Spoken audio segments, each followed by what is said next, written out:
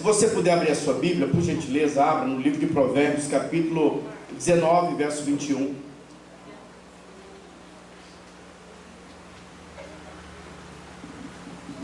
Provérbios, capítulo 19, verso 21. Provérbios é o livro da sabedoria. Provérbios 19, verso 21. O autor diz assim, ó: muitos são os planos do coração do homem, mas o prevalecer é o propósito do Senhor. Pai, obrigado pela tua palavra, que é viva, que é poderosa. Ó Deus, fala conosco nessa noite de uma forma especial. Revela-nos, ó Deus, o teu coração, revela-nos a tua mente.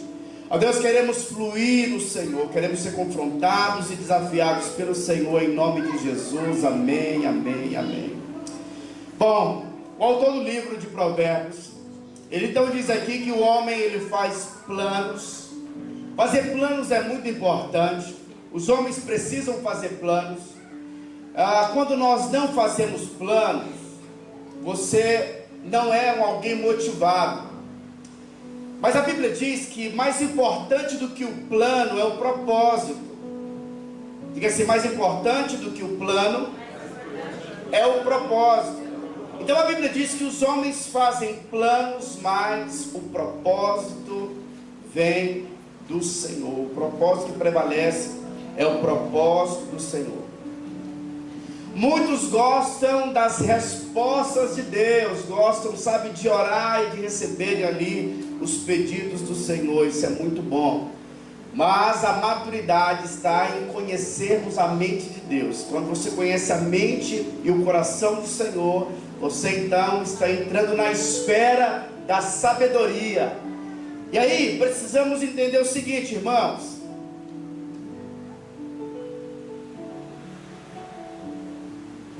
tudo que foi criado com um propósito. A maior tragédia da vida é viver sem propósito. Se você não sabe o propósito da sua vida, você vai viver uma vida não tão exitosa, uma vida muito ruim de ser vivida. Então, uma chave espiritual é buscarmos o nosso propósito. E para nós entendermos acerca do propósito, quer seja o propósito de uma máquina, o propósito de um carro, o propósito de uma ferramenta, sabe, nós precisamos descobrir o que o Criador daquele objeto estava pensando em relação àquele objeto. Se eu pegar esse microfone e se eu usar ele aqui, irmãos, como um pente, ele não vai cumprir o propósito dele. E hoje nós podemos perceber que tem muitas pessoas que elas vivem sem propósito. Aquela pergunta, né? Qual que é a razão de estar aqui na terra? E sabe, eu quero hoje desvendar algumas coisas muito importantes para você. Você precisa ser alguém que sempre está em busca de saber o que você está fazendo, por que você está fazendo o que você está fazendo. Existe uma pesquisa que diz que 98% da população é guiada por 2% da população. A grande maioria das pessoas, elas não pensam. Elas vivem no piloto automático. Napoleão Hill, ele diz que os homens eles não pensam. Eles simplesmente são conduzidos. São como que uma massa de manobra. Mas sabe, a sabedoria está em conhecermos o propósito. Nós até podemos fazer planos, mas o que vai prevalecer é o propósito do Senhor. Olha só, no livro de Provérbios, capítulo 19, verso 21, em uma outra tradução, na NVI, está escrito assim, ó: muitos são os planos do coração do homem, mas o que prevalece é o propósito do Senhor. Então nós podemos fazer planos, mas os seus planos não te garantem que você vai conseguir concluir aquilo que você projetou. Mas a Bíblia está dizendo que o propósito de Deus, ele vai prevalecer. Então, se nós sabemos qual que é o propósito, o plano de Deus, isso vai prevalecer. Deus se importa mais com o propósito do que com os planos. Então procure o propósito do Senhor para a sua vida. Essa palavra propósito, no original, que é no hebraico, está escrito assim, ó, propósito é como a intenção original ou desejo da mente. Propósito também poderia ser chamado de razão original, porque algo foi criado. Então todas as vezes que eu for fazer algo, tem que me perguntar: por que isso foi criado? Qual que era o propósito, né, daquilo que eu estou fazendo? Vocês estão me entendendo? Por que algo existe? Nós temos que começar a nos perguntar. Amém ou não? Amém. E aí, quando nós falamos sobre isso, nós temos que entender qual que é o propósito da oração. Esses dias nós decidimos falar sobre oração, amém? Eu quero crescer em oração. Irmãos, eu estou me conectando com vários pastores da cidade, e eu estou com um desejo do meu coração. Eu nunca vi uma competição, nunca vi em nenhuma igreja uma competição dos irmãos querendo orar. Eu vou ser a pessoa que mais ora, ou eu serei o irmão que mais jejua nessa igreja. Eu nunca vi nenhuma igreja, essa vai ser a primeira. Amém? Mas eu tenho orado para o Senhor, dizendo para Deus: Deus, eu quero ser em Barretos o pastor que mais ora. Eu quero orar, eu quero ficar bom na oração. Mas não é bom em palavras, é bom em conhecer a mente, a visão, sabe, ser guiado pelo Espírito Santo. Agora, não tem como nós sermos bons na oração se nós não soubermos qual que é o propósito da oração. Agora mesmo em Barretos, as reuniões menores são as reuniões de oração. Algumas pessoas começam a orar e elas param rapidamente porque elas oram e elas não têm resultado. E aí vem a pergunta: será se realmente a oração ela funciona? Algumas pessoas acham que a oração é monótona, algo repetitivo. Elas não entendem qual é o propósito da oração. Mas a oração é uma chave espiritual. E a oração é algo que foi criado por Deus. Deus estabeleceu a oração. E os homens que oram movem o céu. Nós aprendemos semana passada sobre isso. E aí eu quero então hoje compartilhar com você sobre a oração. A medida da sua musculatura espiritual, ela é medida pelo tempo de oração que nós gastamos. Alguém que é grande espiritualmente é alguém que gasta ou investe tempo em oração. Moisés orava, Davi orava, os grandes homens de Deus oravam, e eles então tinham essa intimidade com o Senhor. E eu quero, irmãos, que nós, como igreja, eu quero que você e eu recebamos revelação para que mudemos a realidade da oração. Eu vi alguém, hoje um pastor entrou em contato comigo, fez uma chamada de vídeo de outra cidade, lá de Uberaba. E ele veio orar comigo, ele veio pedir alguns conselhos, a gente estava conversando. E ele então disse assim para mim: pastor, você sabe que aqui em Uberaba é difícil. Aqui o espiritismo, aqui, sabe, aqui as pessoas, o ambiente é muito fechado. E ele então começou a falar sobre as dificuldades de Uberaba. E na hora eu senti o Espírito Santo falando comigo. E eu então disse para ele: filho, para de aceitar as mentiras do diabo na sua mente. Normalmente, alguns pastores, quando são enviados para algumas cidades, eles acham que a cidade dele é a pior que tem. Que lá parece que os demônios fizeram missões para permanecer naquela cidade. E eu disse o seguinte: você precisa aprender a amar esse povo, amar essa cidade, entender que Deus te deu essa cidade e você foi chamado para liberar essa cidade para o Senhor, quebrando as forças do mal, entendendo que essa terra é uma terra que Deus deu a você. Para de difamar a terra. E ele falou: pastor, muito obrigado, sabe, por essa advertência. E aí, meu irmão, quando nós entendemos que nós temos uma chave, e essa chave espiritual, que é a oração, ela desfaz todo o poder do inferno. A Bíblia diz que se nós não orarmos, nós não teremos nada dos céus. A oração é uma chave espiritual, e nós precisamos ter revelação do propósito da oração. Eu desafio você a procurar na Bíblia o ministério de intercessão. Não existe na Bíblia o ministério de intercessão. Não existe um grupinho para orar. A Bíblia diz que o desafio da Bíblia é orar sem cessar. A oração não é para o ministério, a oração é para toda a igreja. Toda a igreja precisa orar. Precisamos aprender a orar. Precisamos aprender a prevalecer na oração. Precisamos investir tempo na oração. Quem ora trabalha com Deus. Quando você passa a orar, você está trabalhando com o Senhor. Orar é fazer uma parceria com Deus. É chamar Deus para uma parceria. É chamar Deus, sabe, para os seus desafios.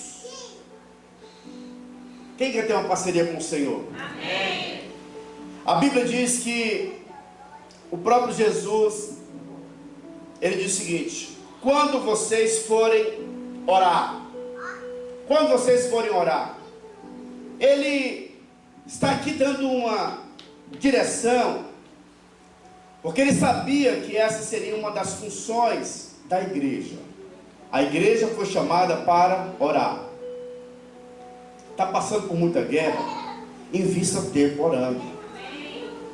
Amém ou não? Amém. Mas por que nós não queremos orar? Porque talvez alguns de nós tenhamos medo da oração. Orar para quê, pastor? Eu já tenho orado e não tenho obtido resposta das minhas orações. Eu quero falar para você, meu irmão, que a oração não precisa ser uma oração depressiva, uma oração ruim. A oração tem que ser algo prazeroso. Amém. Nós gostamos muito do momento da ceia, nós gostamos muito de adorarmos a Deus, nós gostamos muito de ouvir uma palavra, mas as reuniões de oração, às vezes, a gente não quer investir tempo. Mas saiba que a oração é algo espiritual. Assim como a minha esposa começou aqui, na sua palavra, dizendo que nós precisamos ser guiados pelo Espírito. Amém ou não? Amém. Eu separei alguns livros que falam sobre oração, para me ler sobre o assunto. Mas eu quero te falar que o livro não vai me fazer um irmão, alguém que ora muito. Livros, às vezes, pode ser quase igual àqueles livros de receita. Alguém já comprou livro de receita? Ninguém compra livro de receita, mas quando compra, ninguém lê.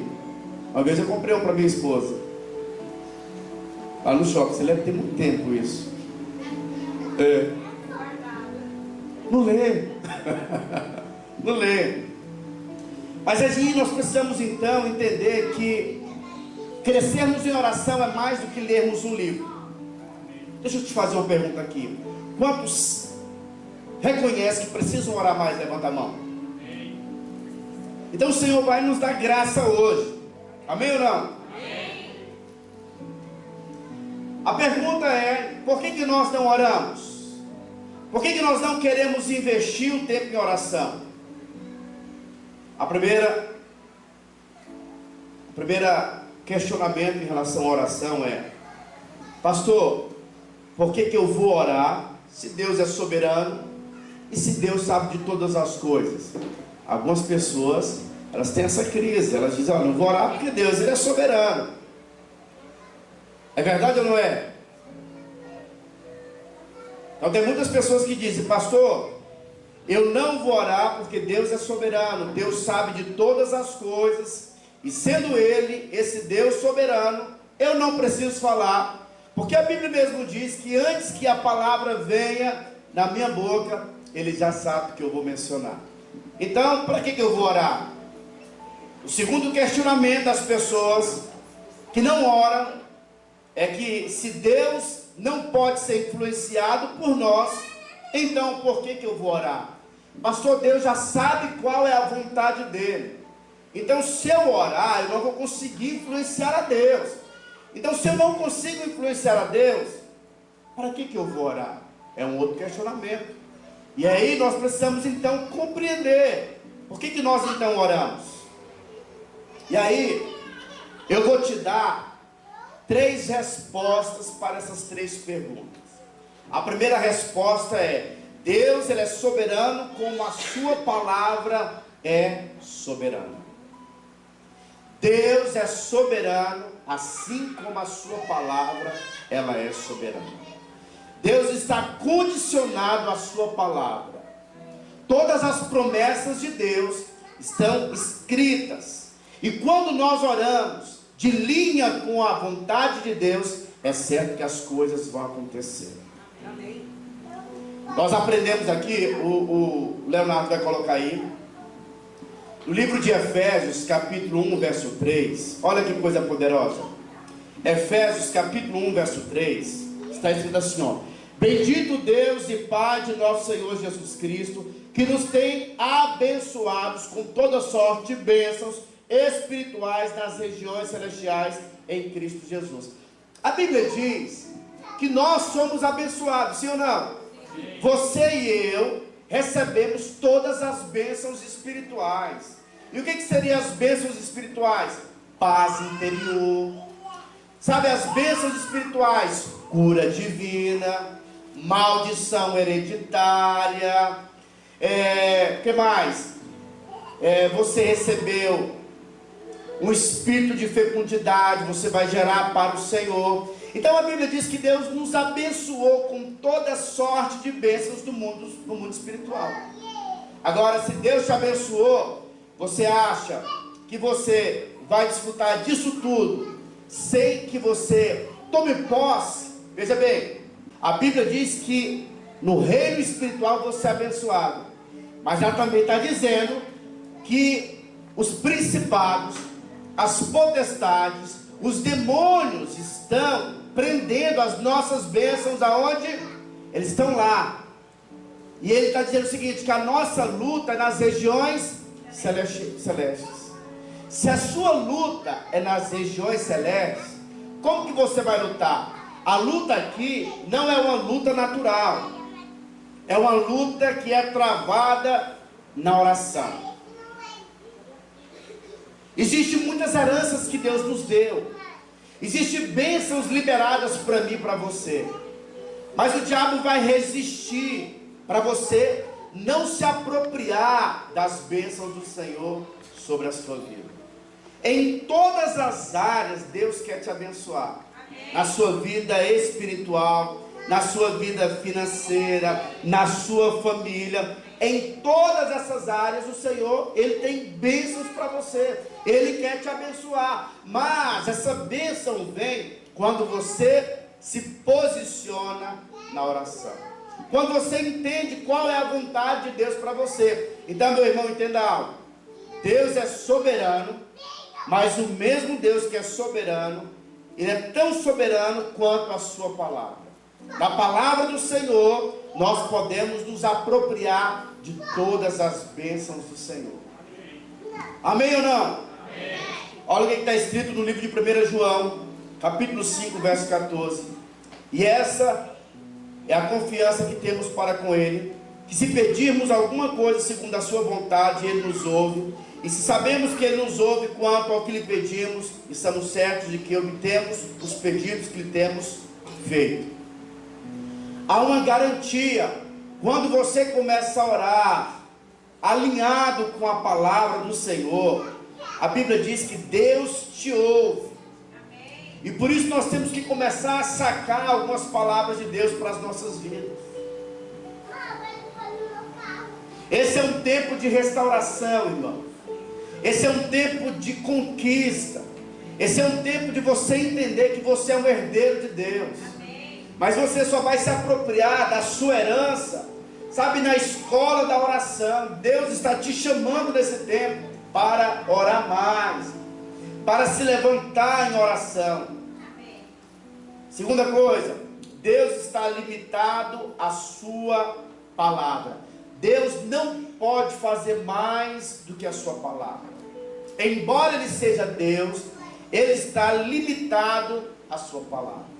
Por isso você pode conhecer a palavra do Senhor e começar a declarar, a reivindicar todas as promessas dele sobre a sua vida. Em qual área você precisa crescer? A Bíblia diz: pede-me e te darei as nações por herança e as extremidades da terra por tua possessão. A Bíblia diz que todo aquele que pede o Espírito, Ele dá. Todos aqueles que pedem sabedoria, Ele dá. No livro de Tiago, capítulo 1, verso 5, diz o seguinte: se alguém precisa de sabedoria, peça. Irmãos, só quem é sincero aí, levanta a mão quem precisa de sabedoria. E por que Deus não te dá, irmãos? Fala assim: Deus já deu. Eu só preciso orar pedindo. Olha como está escrito, Tiago 1: se porém algum de vós necessita de sabedoria, peça, que a todos dá liberalmente, nada lhes impropera, e se lhe há concedida. Quando você começa a pedir, Deus libera. Quer sabedoria? Quer unção para tocar algo? Quer unção para liderar? Peça a Deus. Amém, amém. Peça a Deus em oração, crendo que Ele vai dar. Deus nunca irá violar a sua palavra. Então conheça a palavra do Senhor. Deus, Ele quer responder. Deus, Ele quer trabalhar nessa cidade. Deus quer se mover na sua casa. Deus quer se mover na sua família. Mas você precisa crer na palavra e na oração. Deus é soberano, mas Ele não fará nada sem antes consultar os seus profetas. Deus quer falar com você nesses dias. Deus está te chamando para um tempo de intimidade. Deus está te chamando para um tempo, sabe, de uma sintonia, uma parceria com o céu. Deus é soberano, mas Ele só pode agir na terra se a igreja se levantar em oração. E Ele então diz: olha, quando vocês forem orar, entra no seu quarto, fecha a porta, ora em secreto, que o teu Pai que te vê em secreto te recompensará. A Bíblia diz que todas as vezes que você vai para a escola da oração, você está em secreto, parece que não tem ninguém lá, mas Deus está te vendo. A Bíblia diz: olha, entra no teu quarto, fecha a porta, que o teu Pai que te vê em secreto vai te recompensar. Você fica no seu secreto e o Pai está te olhando. E quando nós crescemos em oração, Deus então pode manifestar o poder dele sobre as nossas vidas. Se levante nesse tempo em oração. Meu querido irmão, não seja um crente religioso, um cristão religioso.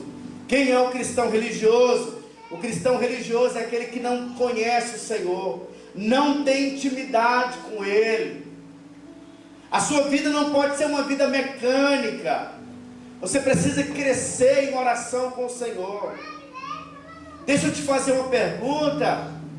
Qual tem sido a sua experiência? A Bíblia diz que quem é guiado pelo Espírito Santo é filho de Deus. Se você ainda não é guiado pelo Espírito Santo, você ainda não é filho de Deus. E na escola da oração, a Bíblia diz que todos nós iremos conhecer a voz do nosso pastor. Você conhece a voz do Espírito Santo? Você conhece a voz do Senhor? É na escola de oração que nós desenvolvemos, sabe, nós desenvolvemos uma intimidade com Ele. Amém ou não? Amém. No livro de Lucas, capítulo 11, verso 1, diz assim, ó: Certo dia, Jesus estava orando em determinado lugar. Tendo terminado, um dos seus discípulos disse-lhes: Senhor, ensina-nos a orar, como João ensinou aos discípulos dele.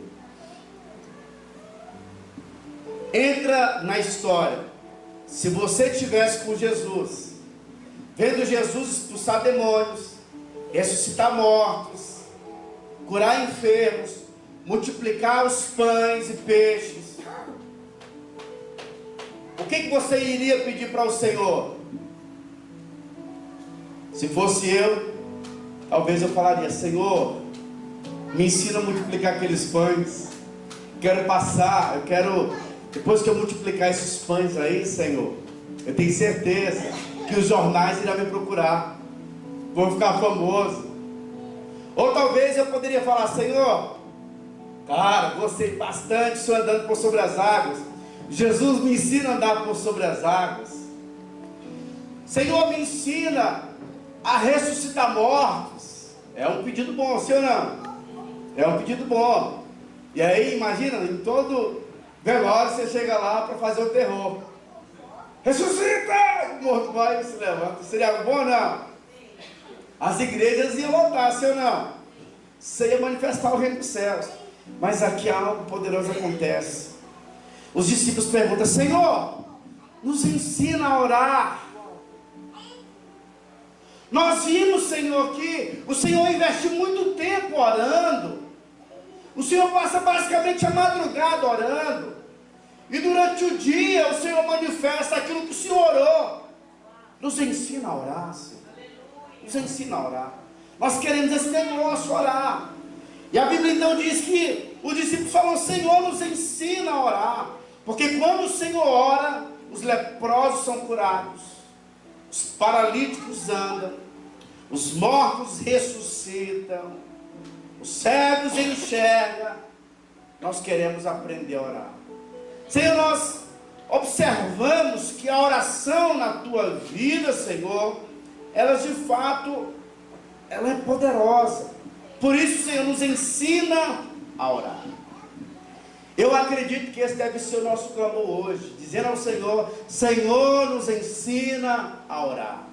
Os discípulos que estavam com Jesus, eles viram muitas coisas, eles viram provisão, eles viram Jesus andar por sobre as águas, aquietar a tempestade, mandar mortos levantarem. Ele viu multidões. A Bíblia diz, irmãos, que Jesus fez tantas coisas que não foram escritas na palavra, porque se escrevesse, não caberia em livro na terra de tantas coisas que ele fez em pouco tempo. Mas aí os discípulos viram, seus olhos contemplaram muitas coisas, mas eles pediram uma coisa mais certa. Olha, eu posso afirmar a você que eles então começaram a calcular: poxa vida, o que nós vamos pedir? E é interessante que diante de quem pode dar, você tem que avaliar: o que eu vou pedir? Porque a Bíblia diz que Salomão, quando Deus aparece para ele, ele pediu: me dá sabedoria. Ele pediu a coisa certa, e o Senhor disse: olha, porque você pediu a coisa certa, eu vou te dar sabedoria, vou te dar recurso financeiro, vou te dar autoridade, vou te dar tudo que você precisa. Mas aqui os discípulos dizem o seguinte: olha, tem algo que é superior à sabedoria, tem algo que é superior à oração. Senhor, nos ensina a orar. Nós não temos mais porque falta oração. Meu irmão, se você está sem recurso financeiro, é porque você está sem fé. Se você está sem discípulos, é porque você está sem fé. Todas as áreas que nos faltam, é porque nos falta fé. E para você crescer em fé, você precisa entrar na escola da oração, da intimidade com o Senhor. Por isso nós precisamos dizer: Senhor, nos ensina a orar. Amém. Quem ora se conecta à fonte, flui, transborda. A Bíblia diz que sem Ele nada podemos fazer. Não tente fazer nada para Deus sem Ele. E nós então oramos, por quê? Porque nós queremos depender dEle. Amém. Deus não vai te revelar todo o seu futuro, por quê? Porque se Ele revelar tudo para você, você não vai depender dEle. E é por isso que Ele diz que nós temos que orar e buscar comer o maná do céu todos os dias, todos os dias. E o interessante de Jesus é que você vai perceber que Jesus, ele passava a noite inteira, na verdade ele passava as noites, as madrugadas orando.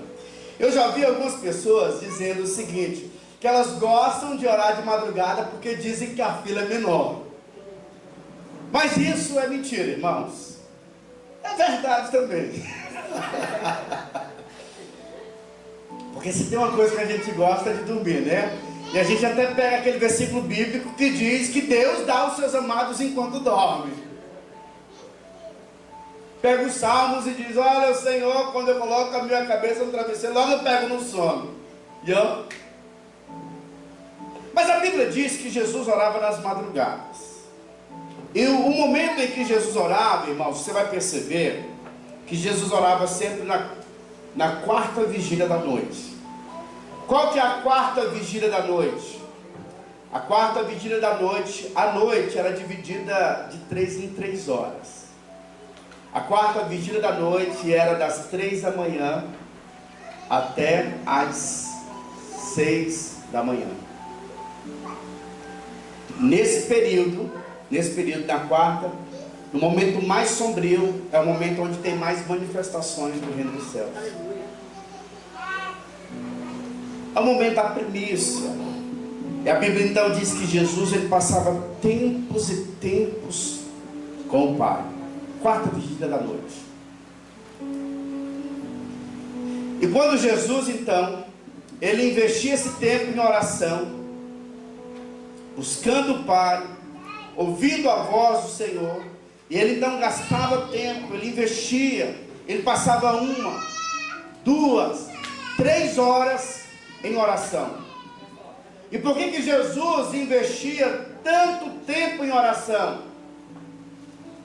Porque ele passava pouco tempo para resolver os problemas. A Bíblia diz que certa vez trouxeram um endemoniado para os discípulos expulsarem. E os discípulos começaram, sai em nome de Jesus, o demônio não sai, sai em nome de Jesus, eu não saio, sai em nome de Jesus. E eles ficavam suados, oravam, o negócio não acontecia. Eles passavam horas e horas e horas ali orando, e o negócio não acontecia, para tentar resolver o problema. A Bíblia diz que quando Jesus ele desceu, em uma fração de segundo ele disse, demônio sai, e o demônio saiu. E os discípulos então perguntaram, Senhor, por que nós oramos tanto e nada aconteceu? E o Senhor, com uma fração de segundo, expulsou esse demônio. Em outras palavras, Jesus disse para eles, olha, porque vocês gastam muito tempo com o demônio e pouco tempo com o Pai. Eu passo muito tempo com o Pai e pouco tempo com os problemas. Quanto mais nós investirmos em oração, em busca, mais você vai conseguir quebrar as forças do inferno. Eu vejo algumas pessoas dizendo o seguinte, pastor, nós precisamos conhecer o nosso inimigo para lutar contra ele. Sim, isso é verdade, mas quando nós olhamos para o Velho Testamento, a forma em que os guerreiros de Israel venciam o inimigo era de costas para o inimigo e de frente para a Arca da Aliança, para o templo. Quanto mais nós contemplarmos a beleza do Senhor, mais seremos respaldados pelos céus. Então, meu irmão, se o negócio não está legal para você, pare a sua vida agora e comece a colocar a oração como sendo uma prioridade na sua vida. A oração tem que ser o melhor momento da sua vida. Priorize a oração mais do que qualquer outra coisa. E por favor, não entre nas ciladas do inimigo quando ele disser para você, estou sem tempo, a minha vida está muito corrida. Não entre nessa mentira do inferno. Invista tempo em oração. Orar é trabalhar com Deus. Orar é permitir que Deus trabalhe em nosso favor. Orar é entrar em parceria com os céus. Orar é mover o coração de Deus. Deus está levantando nos últimos dias os seus profetas, os trabalhadores da seara. Tudo que Deus for fazer, Ele sempre diz, olha, está precisando de trabalhadores, ore para o dono da seara que ele vai dar para você. É só orar, é só pedir que ele vai dar. Invista tempo orando. Se as coisas não estão acontecendo, separa um tempo para gastar em oração. Que o seu coração nesse tempo seja incendiado. Amém. Jesus, ele não permitia que o sol o pegasse. Antes ele acordava e ele ia orar. Ele orava 3, orava 4, orava 5, orava 6 horas. E buscava. Mas ninguém começa orando muito. A única coisa que cresce, que já nasce grande, são os tumores. É algo maligno. A pessoa que nasceu grande, nasceu errado, que foi Adão. Deu problema com quem nasceu grande. Tudo nasce pequeno. As coisas de Deus é processo. Talvez você fale assim, poxa vida, mas eu não sei nem orar, então comece hoje orando. Estabeleça alguns alvos de oração. Há tantas necessidades. Irmãos, olha, eu desafio a você. Faz um teste. Veja quanto tempo você consegue orar assim, sozinho. Orar sozinho é mais difícil ainda do que orar no coletivo. Porque no coletivo a gente às vezes quer impressionar o outro. E aí você impõe palavras e vai fazendo. Mas sozinho é muito desafiador.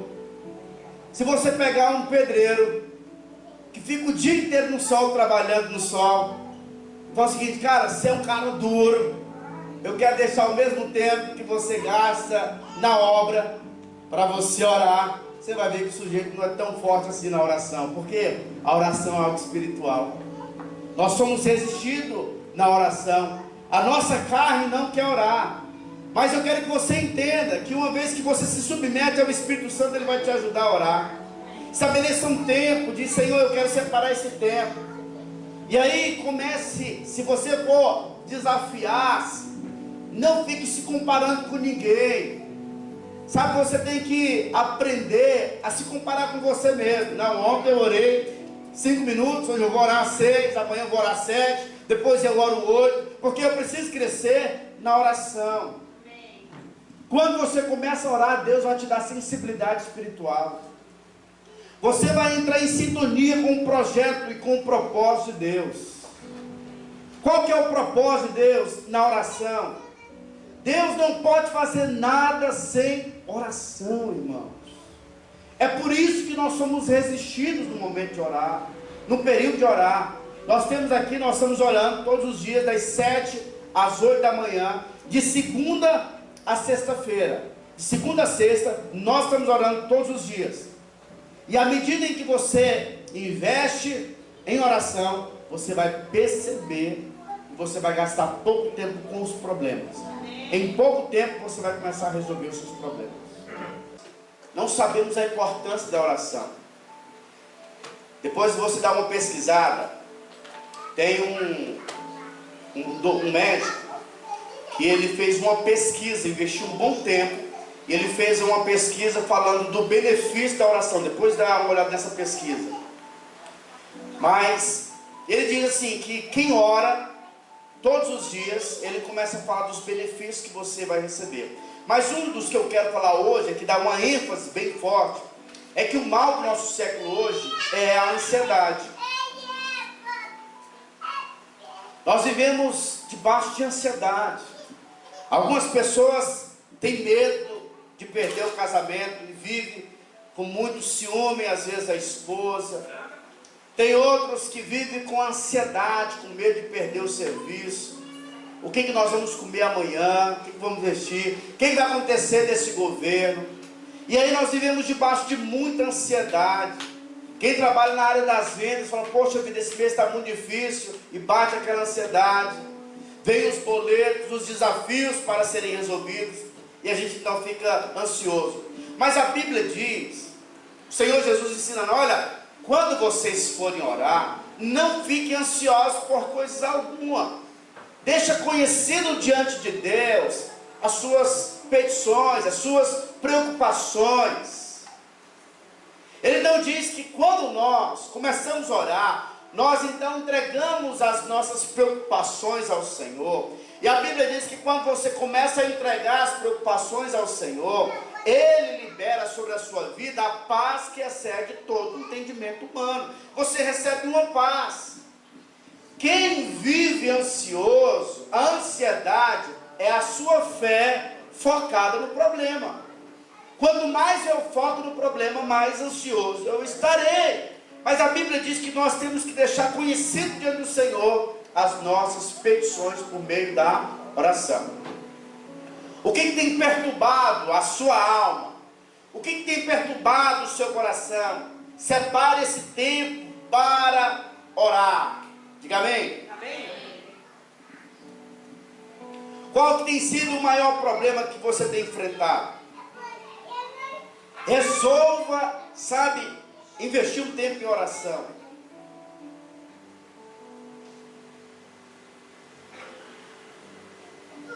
Os nossos filhos precisam aprender a orar, vendo você orar. Quando você ora pelo seu líder, você aprende a se submeter. Os maridos que têm muito atrito com as esposas, quando você começa a orar pela sua esposa, o seu coração se converte ao coração dela, o coração dela se converte ao seu. O nosso problema é que a gente abre muito a boca para reclamar dos nossos maridos e abre muito pouco na oração. Meu irmão, às vezes, minha irmã, você quer mudar o seu marido, a sua esposa quer te mudar, mas nós não conseguimos mudar nem a nós mesmos. Mas o Espírito Santo pode fazer. Dá o controle a Ele. Olha a palavra de Deus para você. Para de pedir para Deus mudar o seu marido e diga: Deus, muda a minha vida, e o seu casamento vai melhorar. Eu não sei se você conhece. Diz que o vizinho, ele olhou para o outro vizinho e falou: olha, amor, como que as roupas daquela mulher estão, amor? Olha lá pela janela, as roupas estão todas amarelas e sujas, amor. Essa mulher não sabe lavar a roupa direito, amor. Você que sabe lavar a roupa direito, né, amor? E aí, depois de um tempo, ele começou sempre a olhar que as coisas da vizinha estavam sujas. Aí depois de um tempo, ele olha e diz: olha, amor, finalmente, amor, agora as roupas da vizinha deu uma melhoradinha, tá melhor. E a esposa então diz: não, amor, fui eu que lavei a nossa janela hoje, o vidro da nossa janela. Então às vezes a sujeira não estava lá, estava na janela do sujeito. Então quando nós não oramos, a gente sempre vê que o defeito está do outro lado. Mas quando nós começamos a orar, Deus então limpa a janela da nossa casa. As orientações para a oração. Olha o que Jesus falou. Olha, antes de você vir orar, veja se você tem alguma causa com o seu irmão. Vai primeiro resolver a causa com o seu irmão. Depois você entrega a sua oferta de oração ao Senhor, e o Senhor vai aceitar. Então quando você começa a orar, a primeira coisa que o Senhor diz é o seguinte: olha, para a oração ser poderosa, você precisa aprender a perdoar aqueles que te ofenderam. Então na escola de oração, Jesus diz o seguinte: Pai nosso, santificado venha a nós, seja feito assim na terra. Olha, veja, irmãos, cada palavra que Jesus menciona no Pai Nosso é uma lição para nós. A primeira delas que ele diz: Pai, agora você não vai tratar mais Deus como sendo alguém distante. Você chama Deus de Pai. Pai Nosso. Depois ele diz o que mais?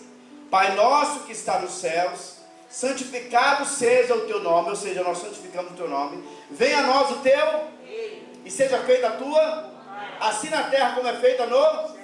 Então, nessa ministração da oração do Pai Nosso, Jesus está dizendo, nem tudo que acontece na terra é vontade do Pai.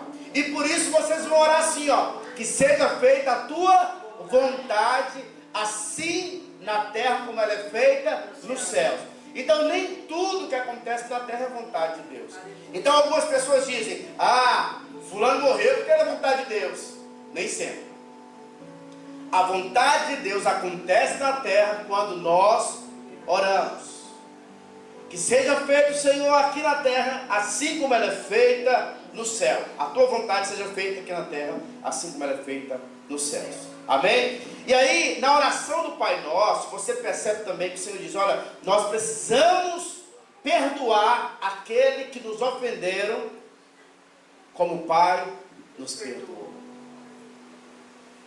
Na escola da oração, Jesus está ensinando, olha, para a sua oração ser uma oração prevalecente, não guarde ressentimento no seu coração. Aprenda a perdoar. Aprenda a perdoar. O perdão é uma chave espiritual para as suas orações serem prevalecentes. Deixa eu te falar uma coisa. É inevitável a ofensa virar das pessoas mais próximas, da sua esposa, do seu marido, dos seus parentes. A ofensa vai vir. Quanto mais próxima for a pessoa, mais dolorido vai ser a ofensa. Mas a grande questão não é a ofensa vir, é o que você vai fazer com ela quando a ofensa vier. Meu querido irmão, seja um alguém rápido para perdoar. Porque um alguém ofendido é um alguém que está atraindo para si maldição, está atraindo para si enfermidade, está trazendo para si doenças emocionais e doenças físicas também. Então seja rápido para liberar perdão. Não guarde isso dentro do seu coração. Sabe, a ofensa é como um veneno que você quer matar o outro, mas quem está tomando veneno é você. Não fique ofendido com ninguém. Trate rapidamente isso. A maior vingança que você tem contra o seu adversário, contra a pessoa que te ofendeu, é perdoá-la, é liberá-la. Porque se você não perdoa a pessoa, você vai gastar a sua energia no lugar errado. E essa energia precisa ser gasta onde você vai gerar resultado.